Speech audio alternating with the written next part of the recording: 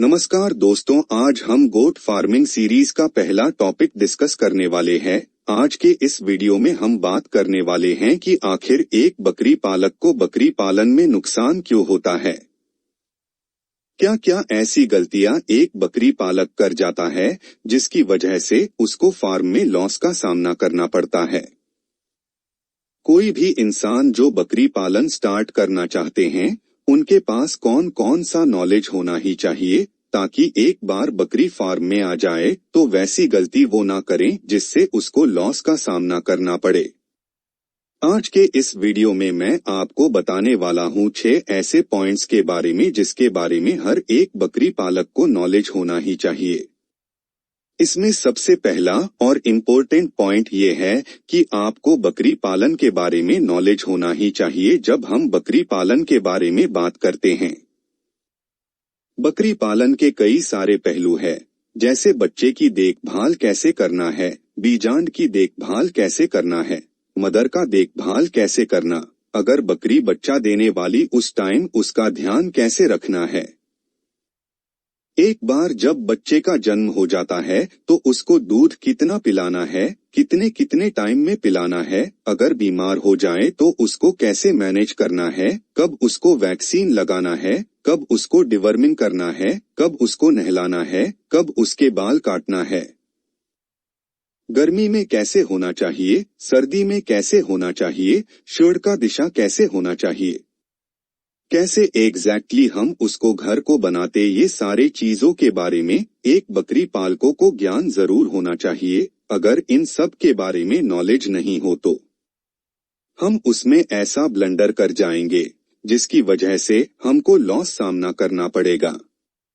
इसलिए अगर आप बकरी पालन स्टार्ट करने का सोच रहे हैं तो ये सारे पहलुओं के बारे में एक बार जरूर जान लें। दूसरा उसमें है व्यवहारिक ज्ञान की कमी। व्यवहारिक ज्ञान मिस प्रैक्टिकल नॉलेज।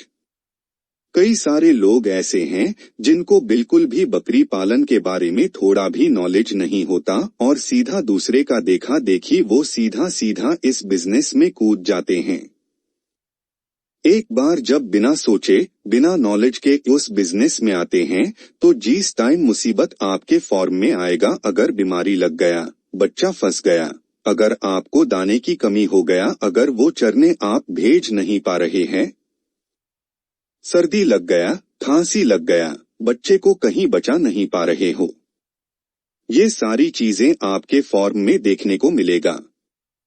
अगर आपको बिल्कुल भी प्रैक्टिकल नॉलेज नहीं लिया, किसी अनुभवी आदमी से बात नहीं किए, किसी आप जानकार से अगर आप नॉलेज नहीं लिए हैं तो ऐसे मुसीबतों का सामना आपको करना पड़ सकता है। और यही वो बड़े रीजन हैं जिनकी वजह से हमको ज्यादा लॉस होता है। तीसरा, गलत नस्ल का चयन। हमको ये पता ही नहीं होता है कि हम कौन से नस्ल का चयन करना है, कहां से हमको लाना है, दिखता कैसे हैं। कई सारे लोग तो ऐसे हैं जिसको सिरोही पकड़ के कोई भी बकरी पकड़ा देते हैं। कई सारे ऐसे लोग हैं जो इनको बोलते हैं कि ये कोटा है, उसे कोई भी नस्ल दे देते हैं। तो आपको नस्ल के बारे में जरूर पता होना चाहिए। कोई पर्टिकुलर जो नस्ल है वो दिखता कैसे है, कौन से कलर का है, कैसा उसका कान रहता है, उसका सिंग कैसे रहता, आदर कैसे रहता है, उसका बॉडी स्ट्रक्चर कैसे रहता है।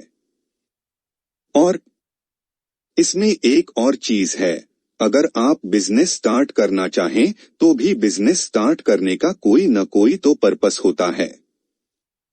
या तो बकरी पालन आप करेंगे मांस के लिए, या तो आप करेंगे दूध के लिए, या तो आप बीजांड बना के उसको बेचने के लिए व्यवसाय स्टार्ट करेंगे। मीन्स आप बिजनेस करने के लिए आपको इस चीज का बहुत अच्छे से नॉलेज होना चाहिए कि कौन कौन से ऐसे नस्ल है जो मीट के लिए अच्छे हैं, कौन से ऐसे नेजल है जो दूध के लिए अच्छा है, कौन नस्ला है जो बड़ा करने के लिए अच्छा है। अगर आप उन सब चीजों के बारे में नॉलेज नहीं है तो आप कुछ न कुछ भीड़ अपने फार्म में ले आएंगे और यही से आपका लॉस स्टार्ट हो जाएगा। यहाँ एक और चीज को ध्यान में देना पड़ता है कि आपको पता है कि आपको सिरोही लेना है। ठीक है, चलो आपको बताया कि हमको दूध के लिए या मांस के लिए सिरोही हमको पालना ठीक है, यहाँ भी ठीक है, लेकिन आपको अगर यही पता नहीं कि एक अच्छा स्ट्रक्चर कैसे होता है, सिरोही कैसे दिखता है, हमको एक पर्टिकुलर एनिमल को कहाँ से देखे, कैसे सिलेक्ट करना चाहिए, कितने साल का आपको खरीदना है, और दूसरी चीज है कि आपको कैसे एग्जैक्टली उस बकरी को देखना है ताकि आप गलतियां ना करें। एक सही बकरी का चयन करने में जो बीच के दलाल होते हैं वो बहुत ही ज्यादा उल्टा सीधा काम करते हैं, और जो सीधे साधे जो फार्मर हैं जिनको बिल्कुल भी नॉलेज नहीं है तो कुछ का कुछ बकरियों देते हैं। वो आपको बकरी ये बोल के दे देंगे कि ये बकरी 4 साल का और रहेंगी वो 6 साल का। कई बार वो ऐसे बकरी दी देंगे जो बंज है, कई बार वो ऐसे बकरे को आपको पकड़ा देंगे जो बिल्कुल भी बिजाय के लायक ही नहीं बचा है। कई बार आप ऐसे ही सेलेक्ट करके ले आते हैं कि भाई चलो सस्ता मिला, लेकिन सस्ते में आप कुछ उसका ध्यान नहीं देते। अगर आप मेल का चयन कर रहे हैं तो उसका अंडाकोश उसका कैसा है, ऐसे कई सारे पहलू है जिसको हम नजरअंदाज कर जाते और यहीं से एक व्यापारी अपना फायदा उठा लेता है और एक किसानों को ठग लेता है। इसलिए एक नेजल के बारे में किसान को जरूर नॉलेज होना चाहिए। इसमें अगला पॉइंट है वैक्सीन एंड डॉक्टर्स की अनुपलब्धता। यहाँ पे आपको वैक्सीन के बारे में नॉलेज होनी ही चाहिए कि किस टाइम में आपको कौन सा वैक्सीन लगाना है, किस बीमारी के लिए कौन सा वैक्सीन आता है, कौन से वो टाइम में लगता है, कितने डोज में लगता है, क्योंकि बकरियों में कुछ बीमारियां ऐसी हैं जैसे कि पीपीआर, ईटी, ये बहुत ज्यादा फैटल होता है। एक बार अगर आपके फॉर्म में पीपीआर आ गया तो बकरियों को बचाना बहुत ज्यादा मुश्किल हो जाता है। वहीं अगर आप सिंपल एक वैक्सीन ही उसको लगा दो तो आपके फार्म में पीपीआर बिल्कुल भी नहीं आएगा। अगर आ भी गया तो उतना ज्यादा इन्फेक्ट वो नहीं करेगा जितना पहले वाले कंडीशन में हो सकता है। यहाँ पे कई सारे फार्मर्स को मैंने देखा है जो अपने फार्म बिल्कुल भी वैक्सीन नहीं करवाते, उनको पता ही नहीं होता है कि कैसा वैक्सीन कब करवाना है। फिर आपका लॉस होता है और उनके एनिमल का भी लॉस यहाँ होता है। तो यहाँ पे आपको वैक्सीन के बारे में जरूर नॉलेज होना चाहिए कि कौन सा वैक्सीन लगाना है, कौन सा सीजन में लगवाना है, कब कब लगवाना है, कौन कौन से बीमारियों के लिए लगवाना है। कई सारे फार्मर्स ऐसे हैं जो बिल्कुल भी डॉक्टर्स के टच में नहीं रहते हैं और अपनी मर्जी से ट्रीटमेंट करते हैं। कुछ भी हो गया तो अपनी मर्जी से इंजेक्शन लगा देते हैं, दवाइयां दे देते हैं, और जब वो केस ज्यादा बिगड़ जाता है तब किसी डॉक्टर को बताते हैं। तब तक उनके हाथ से भी निकल चुका होता है।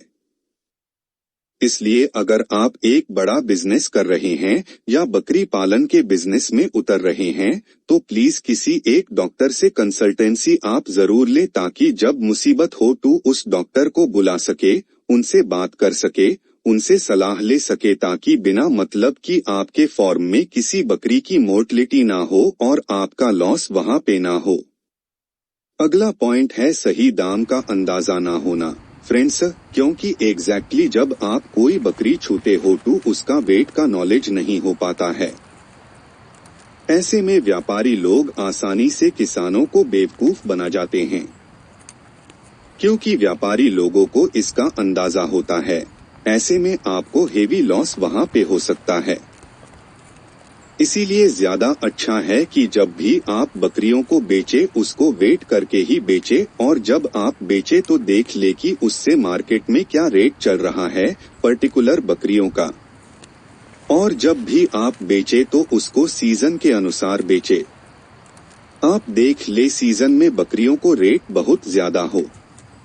ईद में जो बकरे होते हैं उनका रेट हम बहुत अच्छा मिलता है, और कोई लोकल फेस्टिवल है उसमें कुछ बकरे का बहुत अच्छा रेट मिलता है, जैसे होली है, ऐसे टाइम में अच्छा रेट मिलता है बकरों का।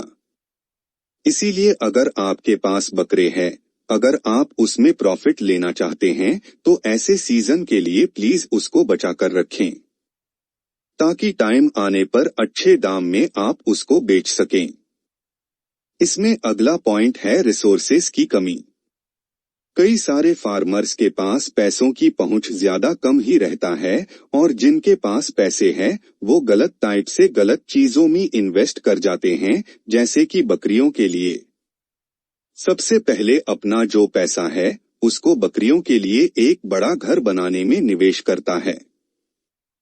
अगर एक बड़ा घर बनाने में आप इन्वेस्ट पूरे पैसे कर देंगे तो बकरी कहां से आप लाएंगे? अगर आपके फार्म में बकरियां ना हो तो आप बकरी फार्म चलाएंगे कैसे? फिर आपका जो बड़ा सा स्ट्रक्चर है, बकरी का घर है, वो भी किस काम का? तो फ्रेंड्स, अगर आपके पास में पैसे हैं तो सबसे ज्यादा उसको आप बकरियों में इन्वेस्ट करें, ना कि घर में, क्योंकि बकरियों के लिए बहुत ज्यादा हेवी स्ट्रक्चर की जरूरत नहीं पड़ता है। बकरी पालन के लिए कुछ चीजों को जरूर ध्यान देना पड़ता है। वह चीजें आपके फार्म में होनी चीज के लिए बहुत बड़े स्ट्रक्चर की जरूरत नहीं है। तो फ्रेंड्स, ये तो रही कुछ बातें जो बकरी पालक को जरूर नॉलेज होना चाहिए। अगर आपको ये वीडियो अच्छा लगा हो तो प्लीज आप ये अपने किसान भाइयों के साथ शेयर करें, लाइक करें, सब्सक्राइब करें। हम गोट फार्मिंग के बारे में सारी जानकारी ये सीरीज में देने वाले हैं। थैंक यू आप सभी लोगों का।